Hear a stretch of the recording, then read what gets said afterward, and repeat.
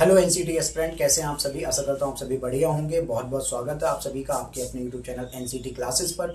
तो जैसा कि इस बार एनसीईटी का फॉर्म आउट हो चुका है, जो कि 12 फरवरी को हुआ था और 10 मार्च फॉर्म की लास्ट डेट है। इस बार एक नई चीज ये हुई है, एक तो इंस्टीट्यूशंस तो बढ़े ही हैं, साथ ही साथ कुछ प्रॉब्लम्स भी स्टूडेंट को कहीं ना कहीं फेस करने को मिलेंगी, क्योंकि जो टीचिंग एप्टीट्यूड था उसके सिलेबस में बहुत बड़े बदलाव देखने को मिले हैं। बड़े क्या, पूरा सिलेबस ही लगभग बदल दिया गया है।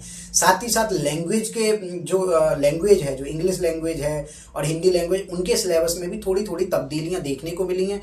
तो स्टूडेंट परेशान है कि सर हमने तो ये पढ़ रखा था और टीचिंग एप्टीट्यूड में अब तक तो जो सिलेबस था उससे बिल्कुल अलग है। तो ये एक्चुअली जो एनटीए और एनसीईटी है और NCTE, national council for teacher education, ये जो आपका सिलेबस बदला गया है वो इसलिए बदला गया है टीचिंग एप्टीट्यूड का कि इससे पहले आपका बेसिक क्लियर नहीं होता था। जब बच्चे आईटेप में एडमिशन लेते थे तो उनका टीचिंग एप्टीट्यूड पढ़ने का कोई मतलब नहीं रह जाता था, क्योंकि उसमें टेक्निकलिटी की ओर ज्यादा ध्यान दिया जाता था। लेकिन अब जो सिलेबस तैयार किया गया वो इस बिहाफ पे किया गया है कि आपको बीएड में जो जाके पढ़ना है, जिस भी इंस्टीट्यूट में आप आईटेप में एडमिशन लेंगे, चाहे आरआईज में लें, चाहे आईआईटीज में लें, चाहे किसी भी सेंट्रल यूनिवर्सिटी में लें, किसी भी कॉलेज में, स्टेट इंस्टीट्यूट में लें, वहाँ क्या है, जो आपका करिकुलम, जो नेशनल करिकुलम फ्रेमवर्क है आईटेप के लिए, उसके अकॉर्डिंग जो आपका जो भी जो सिलेबस है आपका टीचिंग एप्टीट्यूड का, वो उसके अकॉर्डिंग सेट किया गया है। सेम लैंग्वेज में भी जो लैंग्वेज आपको पढ़नी है जाके, उनकी जो रिक्वायरमेंट है जो आपको वहाँ जाके पढ़नी है, क्योंकि बेसिक आपको लैंग्वेज पढ़नी ही पड़ती है।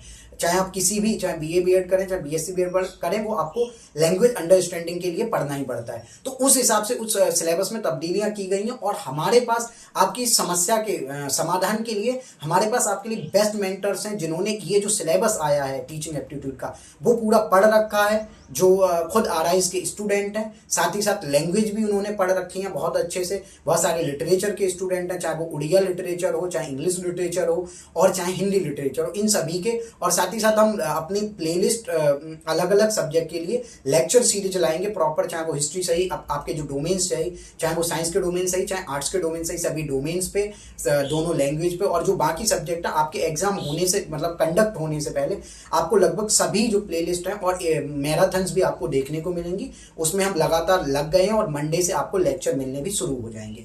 तो आपका यही, हमें इस वीडियो के थ्रू हम आपको यही कहीं ना कहीं सॉल्यूशन देना चाहते थे कि आप परेशान ना होइए, सारे लेक्चर्स आपको बहुत जल्दी मिल जाएंगे। धन्यवाद।